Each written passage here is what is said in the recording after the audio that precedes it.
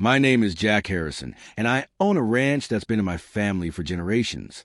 Life out here was usually peaceful and predictable. Then an HOA president decided my private ranch road belonged to her. The ranch road was built decades ago for farm equipment and ranch operations. It wasn't a public road and never had been. Every inch of it sat on private property. A few miles away sat a growing HOA community. Its president, Karen Whitmore, had a reputation for getting her way. Unfortunately, she soon discovered my ranch. One afternoon, I noticed Karen using the ranch road as a shortcut.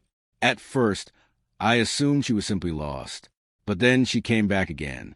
Days later, the same SUV appeared once more. Then it happened again the following week. Soon it became a regular occurrence. Karen had turned my private road into her personal shortcut. She saved a few minutes on her commute every day. Apparently, she didn't care who owned the land. I approached her respectfully and explained the situation. I asked her not to use the road anymore. The request seemed simple enough. Karen brushed off my concerns immediately. She claimed everyone in the neighborhood used the route. Then she drove away without another word. To avoid confusion, I installed larger warning signs. The message was direct and impossible to miss. Private property means private property. The signs changed absolutely nothing. Karen continued using the road whenever she wanted. That's when I realized a stronger solution was necessary. That evening, I reviewed weeks of security footage from around my ranch. The same HOA vehicles kept appearing on my private access road. Every unauthorized crossing was now recorded and documented. As I organized the evidence, a pattern became impossible to ignore. Karen's SUV appeared more frequently than any other vehicle. This wasn't confusion. It was deliberate trespassing. I printed screenshots, timestamps, and maps from every incident. The evidence folder grew larger with each passing hour. Soon, I had enough proof to support my claims. Meanwhile, Karen confidently addressed the HOA board. She insisted the road belonged to the neighborhood. Most members accepted her version of events without question. The constant traffic was becoming a serious problem.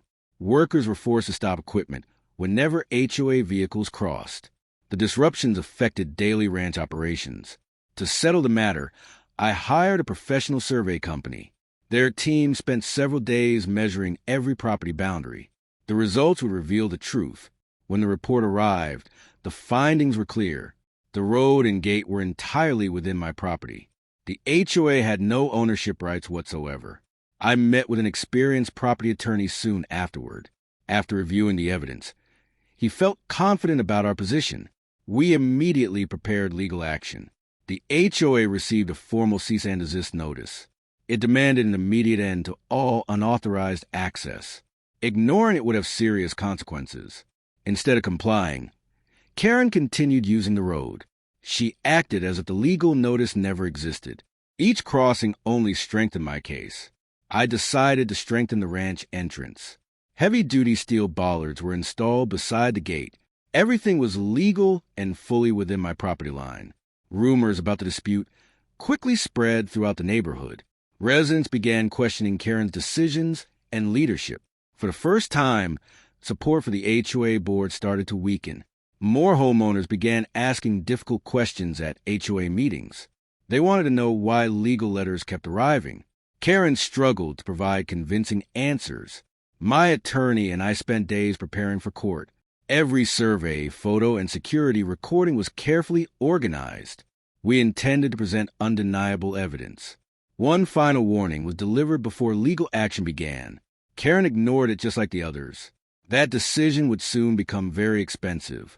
The hearing finally arrived several weeks later. Both sides presented their arguments before the judge. The outcome would determine who was right. The survey maps quickly became the most important evidence. They clearly showed the road belonged entirely to my ranch. The courtroom grew noticeably quieter. Next came the security footage from my cameras.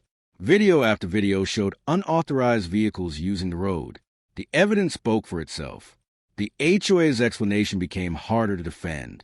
Their claims conflicted with both the survey and video evidence. Even board members appeared concerned. After reviewing everything, the judge delivered the ruling.